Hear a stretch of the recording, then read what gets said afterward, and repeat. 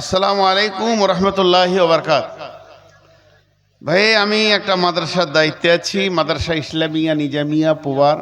আপনারা হয়তো দেখবেন আজকে ফেসবুকে যথেষ্টভাবে দেওয়া আছে। আমার মাদ্রাসার দুজন যোগ্য শিক্ষকের দরকার এবং একটা মাস্টারের দরকার। মাস্টার আমার এলাকায় নিব, ওই জন্য ওটা অ্যাড দিনই। আমি আপনাদের কাছে বলছি, গত বছরে কিছু ছেলে আমার মাদ্রাসায় পড়াশোনা করার জন্য গিয়েছিল।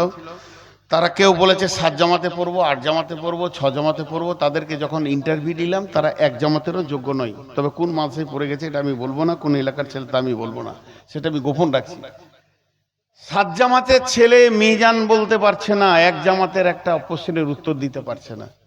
আমি এখন ছেলে চাচ্ছি না, ছেলের গার্জেনদেরকে বলছি, হাত দুটা দিয়ে ভিক্ষা, আপনাদের মেধা ছেলে থাকলে দেন। আজকালকার মিশনে স্কুলে ছেলে ভর্তি করছেন, আমার ছেলেটা কি রেজাল্ট হলো না হলো, প্রতিটা মা আর বাপ কান তুলে শুনছে যে ছেলেটা কিরম হলো না হলো, এলাকাবাসী জানছে। কিন্তু মাদ্রাসায় দিয়েছেন 10 বছর, এখন একটা ছেলের খবর নিচ্ছে না যে আমার ছেলের পড়া কেমন হচ্ছে। আজকে 7টাকে পাগড়ি দেওয়া হলো, আমরা খুশি হলাম।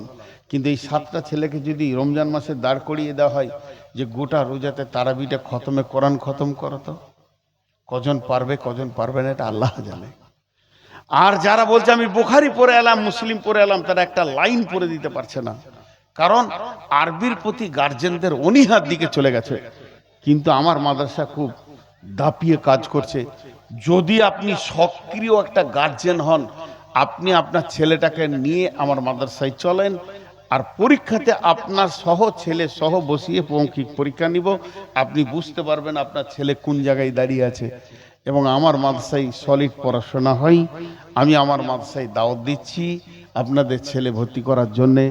আমার মাদ্রাসা হচ্ছে বর্ধমান, এখান থেকে সহজে কাঞ্চনে যেতে পারবেন, কাঞ্চন কন্যায় যেতে পারবেন। বোলপুর শান্তিনিকেতনে নামলেই আমার মাদ্রাসা পৌঁছাতে পারবেন। এবং আমার মাদ্রাসার শিক্ষকের দুজনের আপনাদের কাছে ফোন নম্বর দেওয়া হবে, হোয়াটসঅ্যাপে ফোন নম্বরগুলো পেয়ে যাবেন।